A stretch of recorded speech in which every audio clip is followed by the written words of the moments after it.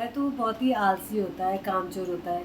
उसकी एक बूढ़ी माँ होती है, तो बूढ़ी माँ उससे बहुत कहती है कि कुछ काम कर ले, कुछ काम कर ले। वो कहता है हाँ कर लूँगा कर लूँगा।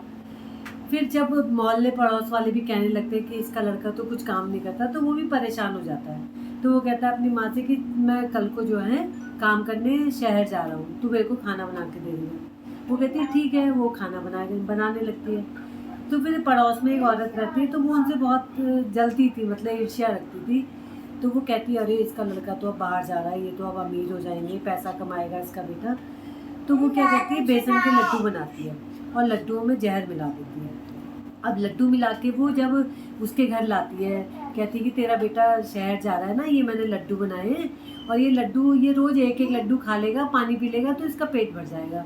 तो वो कहती है, वो सीधी सरल होती है। तो वो कहती है ठीक है। अब वो बेसन के लड्डू का डिब्बा जो है दे देती है। सवेरा होता है तो वो कहता है अच्छा माँ मैं जा रहा हूँ, फिर तुम अपना ध्यान रखना। वो कहती है ठीक है, जा बेटा आराम से जाना। अब वो जाता है, शहर के लिए जाता है। तो चलते चलते शाम हो जाती है। अब जंगल में पहुंचा होता है वो, क्योंकि आलसी होता है, बीच बीच में रुकते जाता है। अब अंधेरा होने को आ जाता है। वो कहता है मैं यदि अंधेरे में जाऊंगा तो कहीं शेर वेर या जानवर ना आ जाए और मैं खा जाएगा मेरे को, मैं तो मर जाऊंगा। तो वो कहता है ऐसा करता हूँ, आज एक पेड़ के ऊपर चढ़ जाता हूँ, वहाँ पे कम से कम जानवर का डर नहीं रहेगा। तो वो एक पेड़ के ऊपर चढ़ जाता है, अपना जो डिब्बा होता है, पोटली होती है, उसको अपने सिराने रख देता है। अब जब आधी रात हो जाती है, वो सो रहा होता है, तो उसको खड़खड़ खड़खड़ कुछ आवाज़ आती है। तो वो कहता है कौन आया होगा इस समय। तो वो हिलता डुलता है, तो उसका डिब्बा जो है वो नीचे गिर जाता है। अब डिब्बा नीचे गिर जाता है तो कोई नहीं, अब नीचे जो होते हैं वो डाकू होते हैं, वो राजा के खजाने से धन चुरा के ला रहे होते हैं। तो जब लड्डू नीचे गिरते हैं तो कहता है क्या गिरा, यहाँ कोई है। अब वो देखते हैं जब, तो कहता है अरे यार इसमें तो लड्डू है। तो कहता है ऐसा करते हैं, पहले लड्डू खा लेते हैं फिर देखेंगे कौन है। अब चांस की बात क्या होती है कि वो लड्डू भी 30 होते हैं और वो चोर भी 30 होते हैं। अब वो एक एक लड्डू जो है सबके हिस्से में आता है। अब वो लड्डू तो जहर वाले होते हैं। अब वो 30 जब लड्डू खाते हैं तो 30 जो है वो मर जाते हैं। अब वो सोए हुए हैं, वो सोए रह गए। अब सवेरा होता है, जब वो ऊपर से निकलता है, उठता है, तो कहता है अरे ये तो सब सो रहे हैं, मरे हैं पता नहीं। उसको उनकी बातों से पता लग जाता है कि ये चोर हैं। अब वो आराम से धीरे धीरे से नीचे उतरता है, उनकी नाक वाक पे हाथ लगाता है, सांस चल रही है नहीं चल रही है। तो सांस चल रही नहीं होती, वो मर गए होते हैं। उनके कान में पड़े होते हैं सोने के, एक एक कान में सोने की बाली पड़ी होती है। वो सबकी बाली जो है वो खींच लेता है। तो खींच के अब कान भी कट ही जाते हैं वो। अब खींच के वो अपने बैग में रख लेता है। अब इतने में जो होते हैं राजा के सिपाही आ जाते हैं। अब राजा के सिपाही आते हैं तो वो कहते हैं कि ये चोर तो मर गए और बाकी ये जो है ये इनका साथी है। उसको पकड़ के जो है महल में ले जाते हैं और सब आपस में कहने लगते हैं कि राजा से ना हमने पकड़ा है चोरों को और इनमें तो इनाम था और ये तो खजाना लेके भाग गए थे, तो हमें बहुत सारा इनाम मिलेगा। तो ऐसा ही होता है। अब जब राजा के महल में जाते हैं, राजा कहता है कि भाई किसने पकड़ा चोरों को, किसने मारा। सब कहने लगते हैं हमने मारा हमने मारा।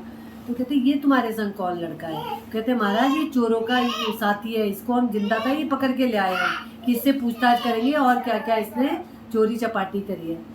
तो कहता नहीं महाराज मैं चोरों का साथी नहीं हूँ और मैं झूठ नहीं बोल रहा। चोर क्या कहते हैं, चोरों को मैंने मारा है। तो और यदि इन्होंने मारा है तो इनसे पूछो कि चोरों के कानों के कुंडल कहाँ हैं। तो वो राजा चक्कर में पड़ जाता है, हाँ यार ये बात तो सही है। क्या चोरों को मैंने मारा है और मैंने पहचान के लिए उनके कुंडल सबके खींच लिए थे। अब राजा खुश हो जाता है। राजा कहते हैं तो बड़ा बहादुर है, इसने तो 30 चोरों को एक साथ मार दिया और इनमें तो इनाम था। तो राजा कहता है कि तुम्हें मैं इनाम दूंगा। तो राजा वो कहता है कि महाराज मुझे इनाम नहीं चाहिए, आप मुझे कुछ काम दे दीजिए। तो कहते हैं क्या काम करोगे। अब वो काम चोर तो होता ही है। वो कहता है महाराज जो काम कोई नहीं कर पाएगा वो मैं करूँगा। अब राजा कहता है ये तो बड़ा बहादुर है, जो कोई नहीं कर पाएगा वो ये करेगा। कहता है चलो ठीक है। बाकी समय कह रहा है बाकी समय कुछ नहीं करूँगा। कहता चलो ठीक है फिर। अब उसको जो है एक रहने के लिए जगह मिल जाती है, तनख्वाह भी उसे मिलती रहती है। अपने माँ को भी बुला लेता है, वो वहाँ पर आराम से रहने लगता है। कोई नहीं, ऐसे समय जो है वो बीतने लगता है। अब ऐसे समय बीतने लगता है। एक बार क्या होता है कि एक शेर आ जाता है उस राज्य में और वो शेर जो है बहुत ही आदमखोर बन जाता है, रोज मारे आदमियों को। अब राजा बड़ा परेशान कि अब मैं क्या करूं। तो राजा कहता है कि सिपाहियों से कहता है कि शेर को पकड़ो। अब कोई पकड़ ही नहीं पाता उसे। तो एक दिन मंत्री कहता है महाराज आपने वो लड़के को रखा था और उसने कहा था जो काम कोई नहीं कर पाएगा वो काम मैं करूँगा, आप उसे बुलाओ। राजा कहता हाँ ये बात तो ठीक है। अब राजा जो है उस लड़के को बुलाते हैं।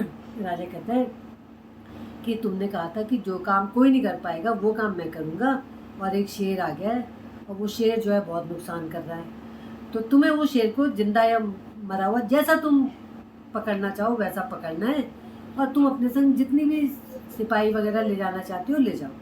कहता नहीं नहीं महाराज, मुझे सिपाहियों की ज़रूरत नहीं है, मैं तो आराम से अकेले ही पकड़ लूँगा। महाराज कहते हैं अब देख लो। अब वो जो है जाने लगता है। अब जाता है जाता है जाता है तो धीरे धीरे गांव आता है, जिस गांव में आतंक होता है शेर का। अब जब गांव आता है तो गांव में क्या होता है, अचानक बादल घिर जाते हैं काले काले, बारिश होने को शुरू हो जाती है। लोग जो है फसल पकी हुई है, गेहूं के ढेर लगे पड़े हैं, लोग संभाल रहे हैं जल्दी जल्दी कि भाई बारिश आ गई तो हमारा तो सारा अनाज भीग जाएगा। अब एक बेचारी बुढ़िया भी होती है, अब उसका कोई करने वाला नहीं है, सब उसका भी गेहूं का ढेर लगा हुआ है। अब वो कहती है, वो बोलती रहती है मेरे को तो इतना डर शेर का भी नहीं है जितना डर टपके का है। टपका शेर आएगा तो मुझे ही खाएगा, टपका आ गया मेरी तो पूरी मेहनत खराब हो जाएगी, बर्बाद हो जाऊंगी।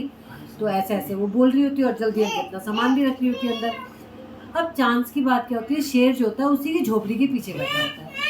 अब शेर सुन रहा है उसकी बात, तो बुढ़िया कह रही मेरे को तो इतना डर शेर का भी नहीं जितना डर टपके का है, शेर आएगा तो मुझे ही खाएगा, टपके में तो मेरी सारी ज़िंदगी ख़राब कर देगा, मेरे पास तो कुछ नहीं होगा, मैं तो बर्बाद हो जाऊंगी। शेर कहता है अरे टपका जो है ये मेरे से भी खतरनाक जानवर है। अब शेर जो है चक्कर में, अब इधर ये जो है बारिश होने को तैयार है, तो ये भी चांस की बात कि वो झोपड़ी के पीछे ही रुका है और बुढ़िया की बात सुन रहा है। अब इतने में जो है मूसलाधार बारिश शुरू हो जाती है। अब अंधेरा भी हो जाता है। अब इसे जो होता है कहता है मैं क्या करूँ, कहता है कोई जानवर वाला और यहाँ पे हो तो मैं तो उसी में बैठ के चल देता हूँ। अब क्या होता है, ये शेर के ऊपर बैठ जाता है। अब ये शेर के ऊपर बैठ जाता है कि जानवर है कोई, ये मैं इसके ऊपर बैठ के चल जाऊँगा। अब शेर के ऊपर बैठता है तो शेर सोचा यही है टपका, यही मेरे से खतरनाक जानवर है जो मेरे ऊपर बैठ गया, बाकी तो सब लोग डरते हैं मेरे से और ये तो मेरे ऊपर बैठ गया। अब शेर डर के मारे चल रहा है, चलते चलते चलते चलते ये शेर के ऊपर बैठा और शेर चल रहा है। चलते चलते जो है थोड़ा सा उजाला होना शुरू हो गया। अब जब उजाला हुआ इसने देखा मैं तो शेर के ऊपर बैठा हूँ, अब इसकी तो हालत खराब हो गई। अब इसने कहा जब शेर ने मेरे से अभी तक कुछ नहीं कहा तो मैं बैठा ही रहता हूँ।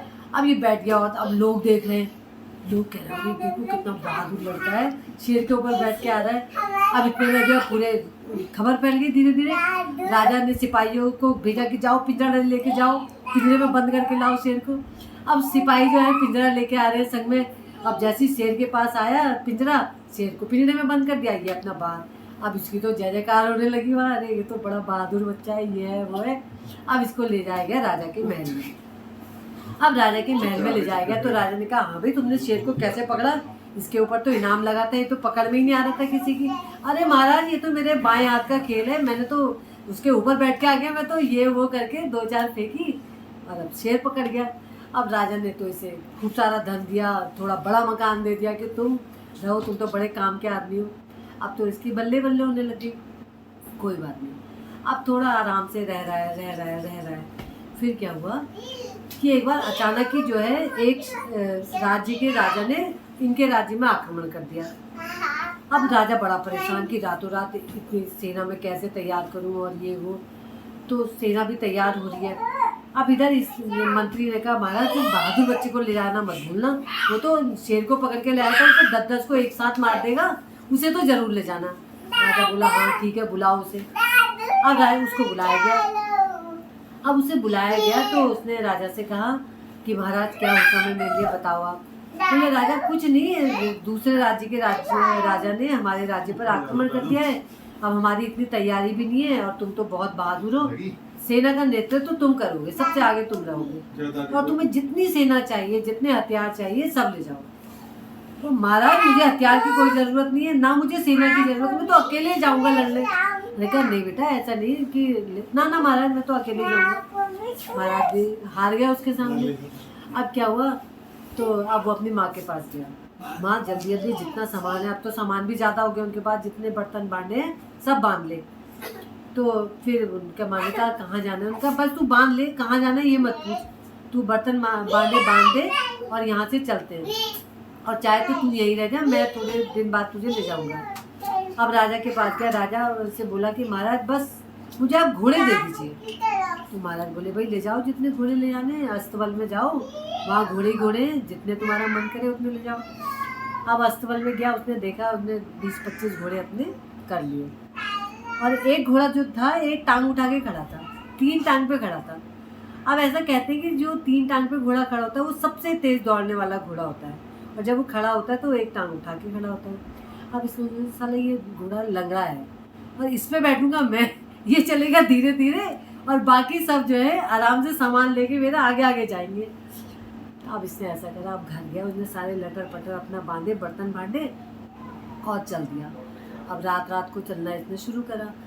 अब जब जब उस सीमा पर पहुंच गया, बॉर्डर पे जहाँ पे दूसरी सेना खड़ी थी, तो जब वहाँ पर जाने के खटर पटर होने लगी, अंधेरा था, रोशनी वोशनी तो थी नहीं ज़्यादा, अंधेरा हो रहा था, बर्तन से खटर पटर की आवाज़ आ रही थी, घोड़े चल रहे थे। अब वो राज्य जो दूसरा राज्य के सैनिक थे उन्होंने सोचा कि सेना आ गई, उन्होंने जो आपस में ही लड़ना मरना शुरू कर दिया। उनका सेना आ गई, खटर पटर सुन के आपस में लड़ने लगे। अब आधी सेना तो आपस में लड़ के खत्म हो गई। अब इधर इसने देखा कि यार ये तो हल्ला गुल्ला कैसा हो रहा है, तो आवाज़ आ रही तलवारों की, ये वो। अब ये डर गया, देख सोचा मैं तो सेना के नज़दीक ही आ गया। अब वो घोड़े ने भी स्पीड पकड़ ली ठहरी, वो तो सबसे तेज भागने वाला, इसने डर के मारे एक पेड़ पकड़ा, अब वो पेड़ ही उखड़ गया, और पेड़ को पकड़ के भाग रहा है घोड़ा, भाग रहा है। अब ये पहुंच गया राजा के वहाँ पर, जो दूसरा राजा था।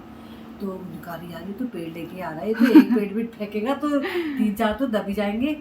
तो उन्होंने कहा कि महाराज, उनका अभी तो मैं ही आ रहा हूँ, तो पूरी सेना पेड़ लेके आ रही है पीछे से। अब उन्होंने जो है समर्पण कर दिया कि महाराज हमने जो है हार मान ली है, और जो हमारे बच्चे कुचे सैनिक हैं हम समर्पण कर रहे हैं और हम हार मान चुके हैं। उसने कहा ठीक है। वो जो हार माने हुए थे 2-4 सैनिक, उनको पकड़ कर जो है वापस ले गया राजा के पास। राजा ने तो बड़ा खुश, यार इसने तो अकेले पूरे सेना हरा दी और ये वो। अब राजा ने कहा यही है सबसे बहादुर। राजा की एक बेटी थी राजकुमारी, राजा ने उसके संग इसका विवाह कर दिया और अपने आप जो है चला गया जंगलों में तपस्या करने के लिए। तो ऐसे कहते थे किस्मत, कि जब किस्मत खुलती है आदमी की तो ऐसे ही खुलती है। कहाँ वो नकारा, कोई काम धंधा कुछ नहीं होता था, और कहाँ वहाँ का वो राजा बन गया। तो ये है कहानी। अब जब 30 डाकू जो मारे थे ना, तब से उसका नाम रख दिया था 30 मार खां। तब से उसे सब 30 मार खां कहते थे। तो अब उसने करा कुछ नहीं, लेकिन 30 डाकू ऐसे ही मर गए। तो तब से एक कहावत नहीं, बड़ा 30 मार खां बन रहा है अपने को, कि काम काज करा नहीं, बेकार का नाम मिल गया। तो ये हुई कहानी टपके वाली।